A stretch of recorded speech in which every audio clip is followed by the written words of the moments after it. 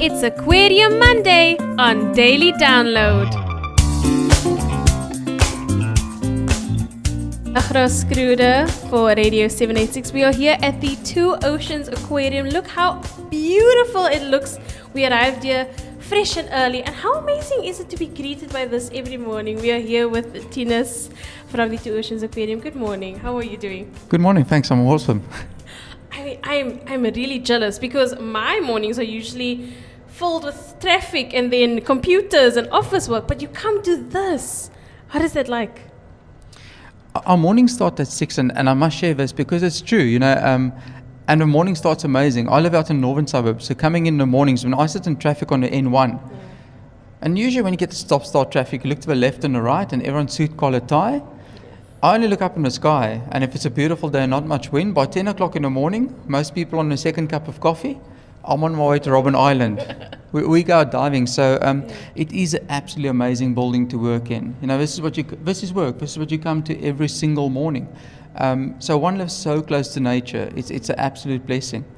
It's like working in town, but at the same time living out in the sticks. Right. Yes. Now, what exhibit are we standing in front of today? Okay, right now the exhibit in front of is INJ Predator exhibit. Okay. It holds approximately 2 million liters of seawater. Wow! So, what marine friends do we have inside this tank? Okay, this morning they're still out and having a sleep. There's one coming around the corner. You'll notice the exhibit's slightly murky. We normally do maintenance in the mornings before we open to the public. We open at 9:30, so first thing in the morning the guys would have been vacuuming the sand this morning.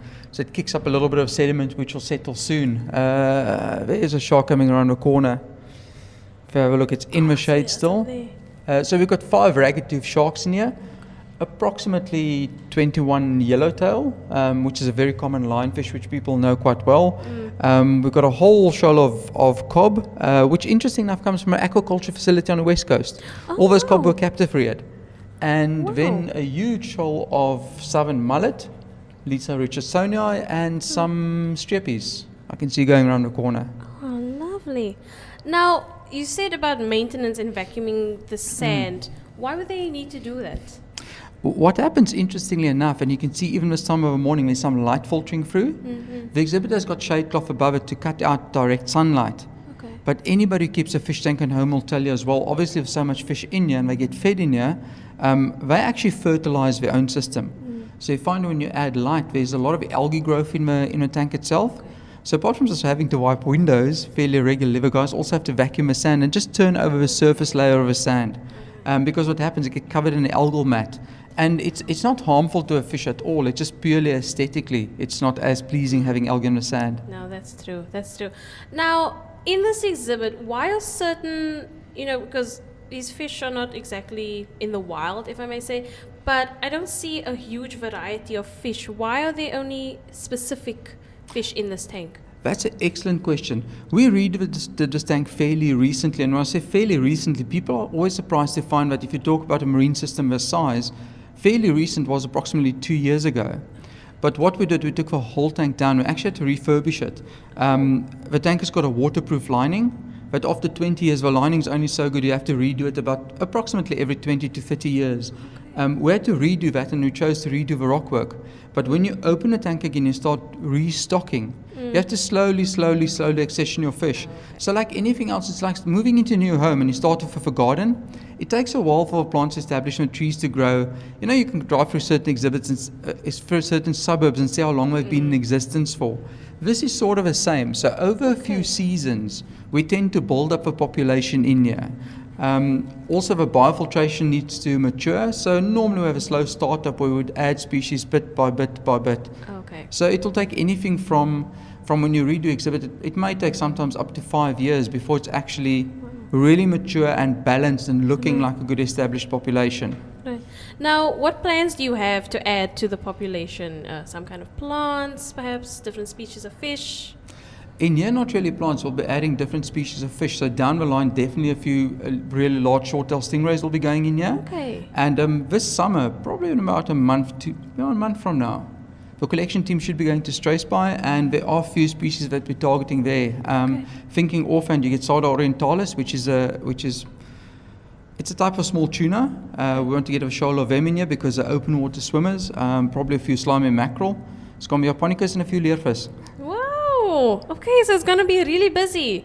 I hope they don't experience traffic like we do in the mornings. But you said that there's roughly 2 million liters of water in here? 2 million liters, yes. So I'm pretty sure it's safe to stand here with the thickness of the glass. Yes, but can you just tell us how you constructed it to contain so much water? It brings us a box. It's not really hollow, but it's a... Not a box. Not a box. What is this? You've asked? It's a section of acrylic. Wow. So you want to know how thick these windows are? Yeah. 28 by 28 centimeters. So this is a square cutout of one of the panels. No. Put down your mic, feel it. You're kidding. Try and pick it up. Oh no. Don't drop it on your toe. Oh God. Oh, have a go. Have a go. I'm doing it. It's so There you go. Hoop. Oh my goodness. So have a look, because here's the interesting thing on construction. On the angle that you're standing, Yeah, this side. do you notice if you look at that seam, it looks about this thick? Yes. There's no angle when you look at it, but really in reality it's that thick. Oh my goodness. Because what you find in acrylic, it's got about 1.03 times the refractive index of water. So the fish in relation to us is actually looking a little bit closer than they really are. It doesn't magnify them. If a diver gets into the tank, he's still human sized, but it's a bit deceptive because he appears to be closer to you than he is. Yes. It's a bit like that thing on you get on a car mirror. Objects in the rearview mirror might appear closer than they are. But everything moves closer in relation to each other. Yes, yes. So the style stays the same. The reason we use acrylic, in the good old days when I started building aquariums in the 1800s, everyone was using glass. But glass, the thicker you make glass, the more it distorts. Right. Acrylic actually doesn't. It's a type of plastic polymer. Okay. It's a stuff that those plastic drinking glasses are made from. You find at home. I see. Fairly soft material, so it scratches easily, but it's about 4 times heavier, but also 4 times stronger than glass. Wow. So in terms of aquarium construction, that's why if you look at this tunnel we're standing in, it's got a nice arc to it. Yes, yes. You can't really structurally do this in glass, but acrylic you can. It's like a plastic, you just heat it and bend it.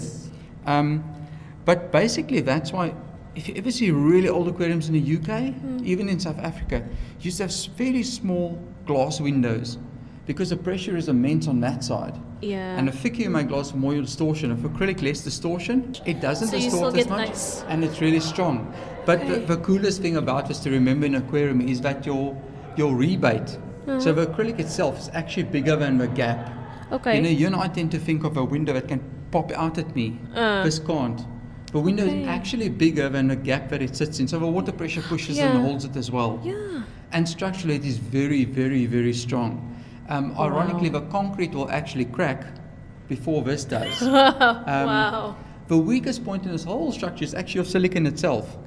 So it can, at times when aquariums leak, they normally leak from the silicon seams. Okay. But it's never a case of you get a catastrophic failure and the whole thing comes crashing down. Yeah. It's simply overspec to like 4 or 5 times whatever pressure you're subjected to. Okay, cool. So now you say that this is probably like the weakest point of this whole exhibition. How often do you have to do maintenance on this area? Reapply?